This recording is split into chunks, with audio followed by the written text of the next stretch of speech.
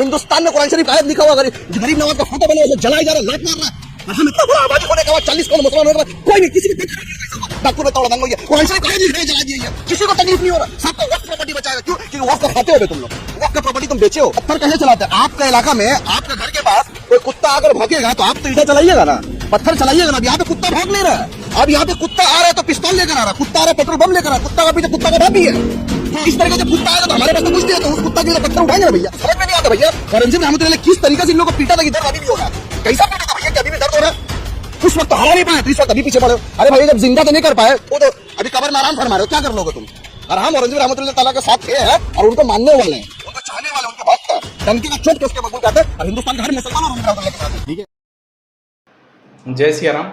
आज का आपने टॉपिक तो देख ही लिया होगा कि क्या बोला इस भाई साहब ने। तो ये जो विषय है ये एकदम चिंताजनक है। चिंताजनक इसलिए है क्योंकि इन्होंने अपना पक्ष तो रख दिया लेकिन हिंदुओं का पक्ष नहीं सुना, क्योंकि इनका तर्क कुतर्क सब अलग अलग प्रकार से रहता है। तो मैं उसी तर्क कुतर्क को अपने हिसाब से एक्सप्लेन करने का प्रयास कर रहा हूँ कि इनका कहना क्या है और हमारा क्या विचार है, क्योंकि ये तो अपना विचार रखते हैं और अपने ही हिसाब से चलते हैं। तो प्रयास करते हैं कि हम भी कुछ इनको सजेशन दे पाएँ, क्योंकि ये न तो सुनते हैं ना तो समझते हैं। तो चलिए इनका विषय सुनते हैं और वीडियो में अंत तक बने रहे ताकि आपको भी विषय समझ में आए और इनका जो विषय है उसको अपन डिफाइन कर पाते हैं नहीं कर पाते, इसको भी थोड़ा सा प्रयास करते हैं।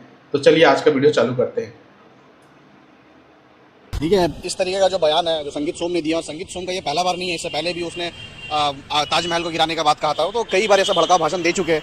और ये भाजपा का आरएसएस का ये आइडियोलॉजी है और इसी पे उन लोगों का राजनीति चलता है। संगीत सोम का ये बयान को कड़ी निंदा करते हैं और भारत का हर देशवासियों को इस तरीके का जो भड़काऊ भाषण है, जहाँ पे हिंदू मुसलमान के भाईचारा की एक बीच में दरार है, जिसमें नफरत है, इस तरीके का भाषण देना नहीं चाहिए।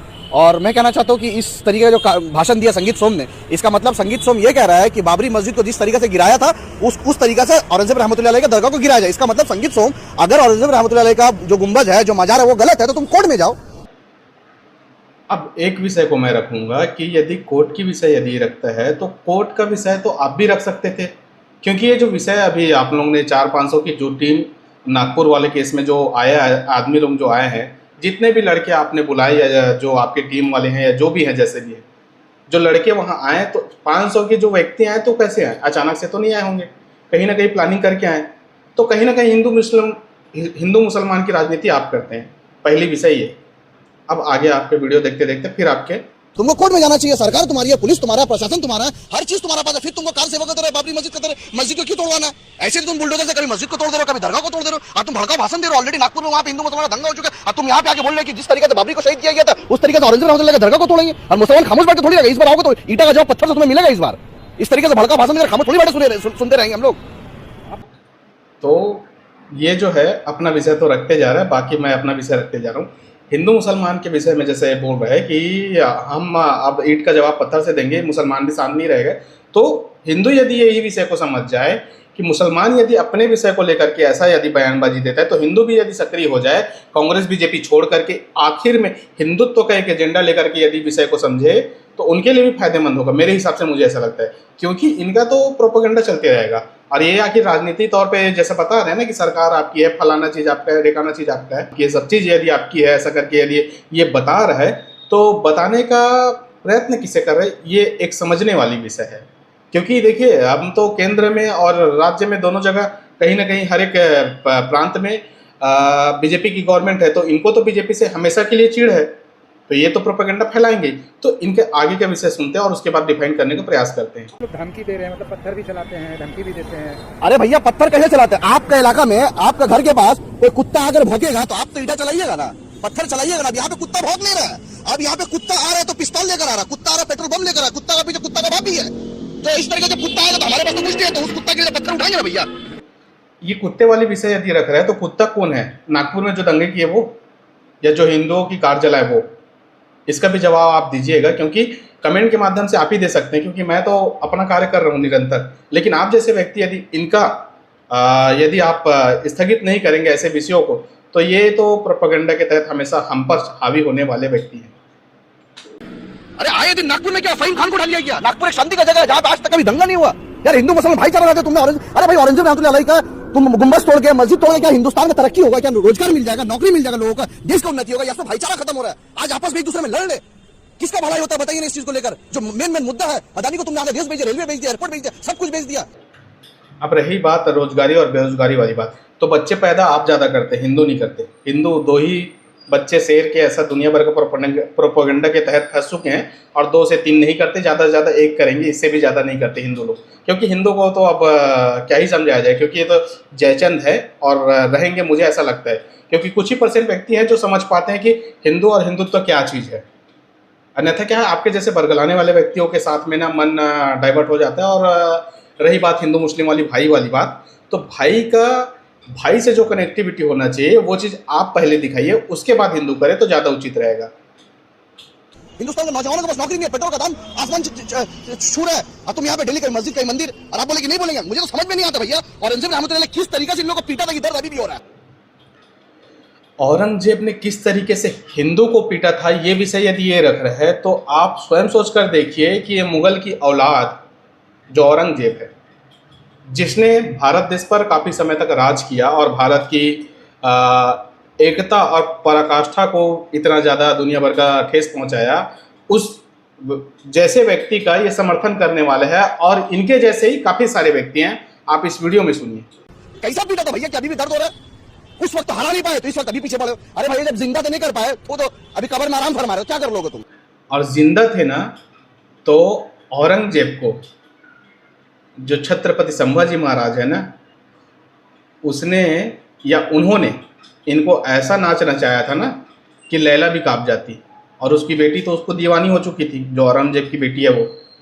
उसके बावजूद भी मैं यदि बता दूं कि छत्रपति संभाजी महाराज के जो पिताजी हैं, छत्रपति शिवाजी महाराज, उन्होंने ना इनके जो मुगल के जो सल्तनत है ना, उनका पैंट इतना गिल्ला कर चुके थे ना कि आप तो क्या, आपके जो जितने नस्ल है ना, उनका बाल भी बाका नहीं कर सकते, मेरे हिसाब से। मुझे ऐसा लगता है, क्योंकि प्रोपोगेंडा के तहत आप यदि अपने आप को सच्चे हिंदुस्तानी मानते हैं तो हिंदुस्तानी के हिसाब से या भारतीयता के अनुसार आप चलिए ना।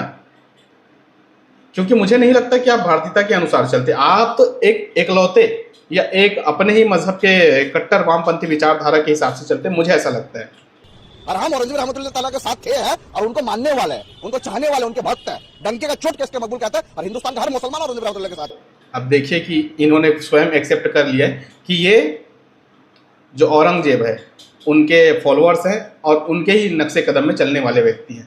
तो जब इनका मानसिकता या इनका विचार जब ऐसा हो सकता है, तो हम छत्रपति शिवाजी महाराज या छत्रपति संभाजी महाराज या फिर मान के चलिए हम वीर सावरकर के जैसे विचार क्यों नहीं रख सकते।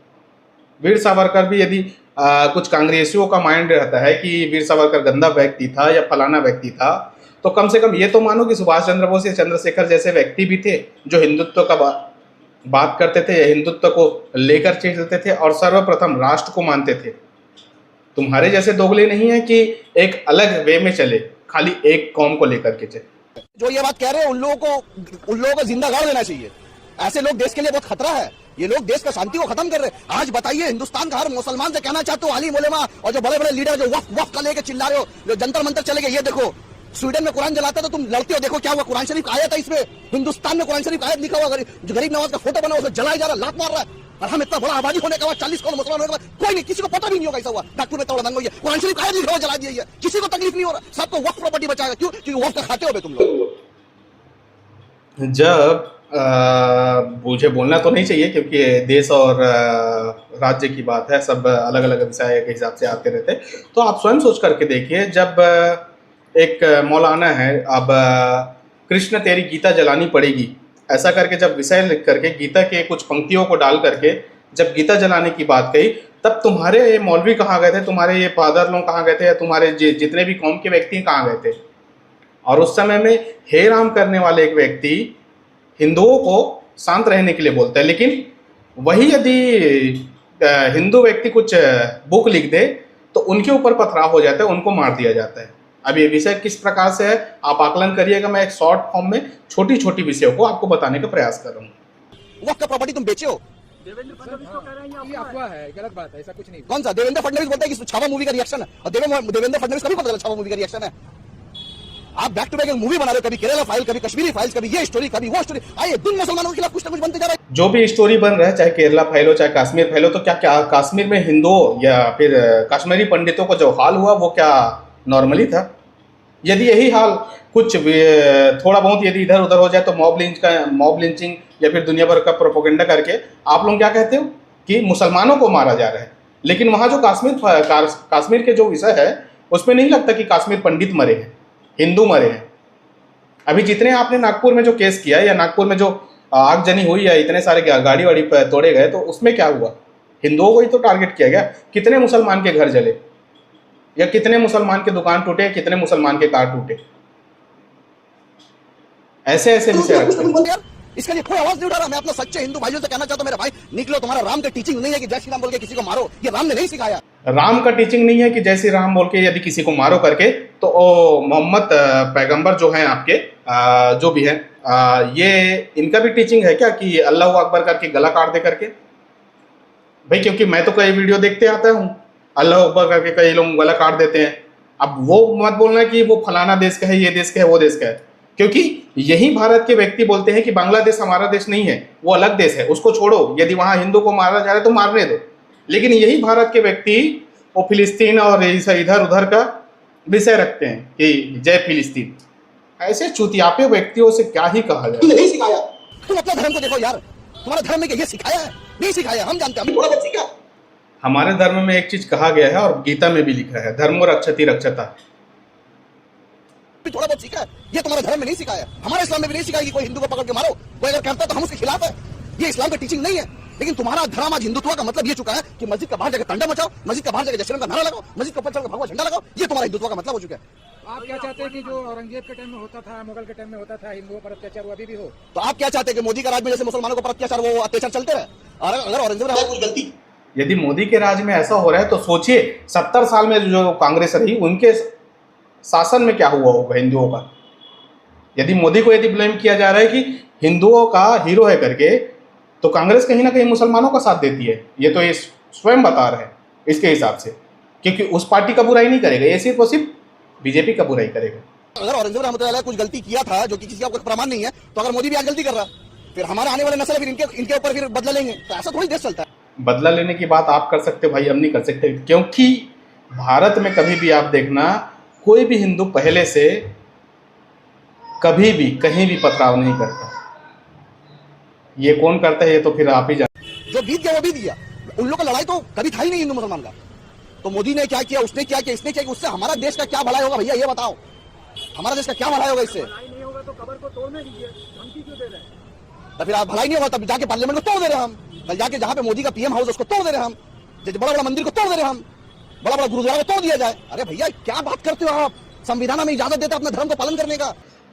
संविधान यदि इजाजत देता है अपने धर्म को फॉलो करने का, संविधान यदि इजाजत देता है अपने धर्म को फॉलो अप करने का या फॉलो करने का, तो आप सोचिए इसी भारत में मुस्लिम लॉ बोर्ड क्यों है?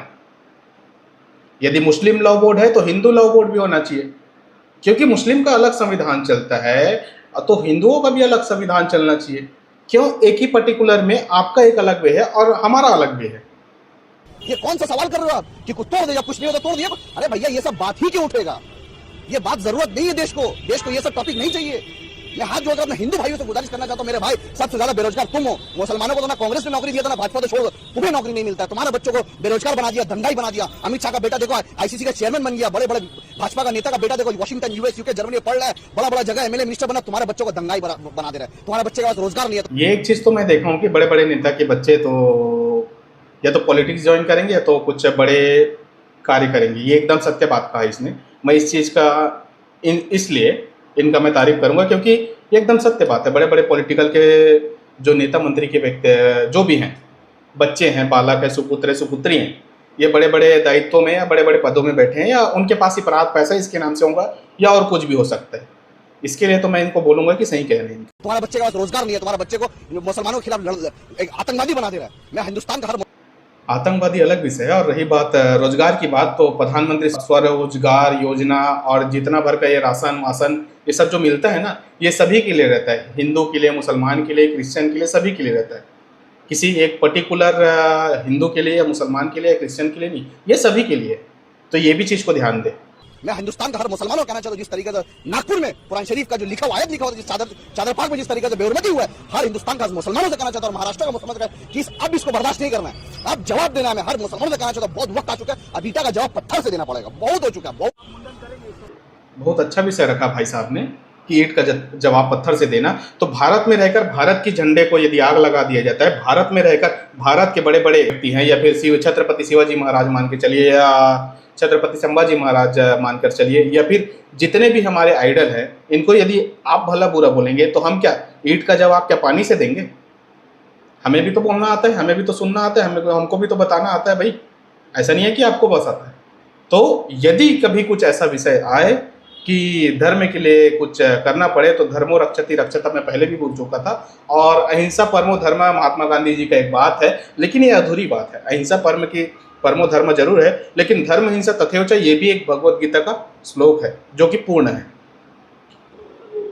हर मुसलमानों कहना चाहता हूँ कि वक्त आ चुका भैया, सड़क में बहुत सोते हो, तुम बहुत सोते हो, अब सड़क में आओ। अब मैं आलिम उलमा से गुजारिश करना चाहता हूँ, आप लोगों का बस ऐसा हो रहा है क्योंकि आप लोग बटे हुए, आप लोग इकट्ठा होइए। अब बहुत हो चुका है, क्योंकि आए दिन वक्फ का लेके लड़ ले, और वक्फ का नाम पे जितना मस्जिद था, दरगाह का, तो ऑलरेडी वो सब कितना शहीद कर दिया गया। तो आप क्या बचा पाए? अब बचा पाए एक भी मस्जिद बचा पाए? जब योगी उत्तराखंड में, उत्तर प्रदेश में, हरियाणा में, राजस्थान में कितना मस्जिद को, दरगाह को तोड़ा, आसाम में, क्या आप रोक पाए? क्या कर रहे? वक्फ प्रॉपर्टी का लेकर जितना पैसा आमदनी होना चाहिए, कि आमदनी होगा अपना कम्युनिटी को, कौन को फायदा मिला? नहीं फायदा मिला। क्यों आप इसलिए मर रहा? हम भी चाहते हैं कि हमारा वक्फ है, क्यों कोई दखलंदाजी कर रहा है? बेशक हम उसके खिलाफ, उस बिल के खिलाफ है, लेकिन इसका मतलब ये नहीं है कि भैया वक्फ के अंदर जो करप्शन है उसको खत्म नहीं करके, जो मेन मुद्दा है, नबी को गाली दी जा रही है, मस्जिद का पतंडा मचाया जा रहा है, और रहमतुल्लाह का दरगाह को तोड़ने का बात कर रहा है, आए दिन मस्जिद को पकड़ के मुसलमान को पकड़ लिंच। आप बताइए, मतलब भैया होली का त्योहार है, खुशी का त्योहार है, तुमने एक मुसलमानों को, भैया उसने कहा कि होली मत लगाओ, तुमने उसको मार दिया यार। किस तरीके से जुल्म हो रहा है? तुम्हारा पर्व है, तुम मनाओ ना यार, कौन रोक रहा है तुमको? वो बेचारा सऊदी अरब में ड्राइविंग का काम करता है, उसको तुमने मार दिया सिर्फ इसलिए कहा कि मुझे होली मत लगाओ। अब क्या मुसलमान ये करना शुरू कर दे? मुसलमान भी कोई हिंदू को पकड़ के लिंचिंग करे?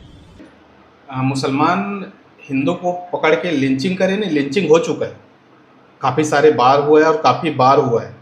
ऐसा नहीं है कि एक ही बार आप बोल रहे हैं तो इसके अनुसार चलेगा। इससे पहले कई बार हिंदुओं का मॉब लिंचिंग हो चुका है, चाहे वो पालघर का विषय क्यों ना हो।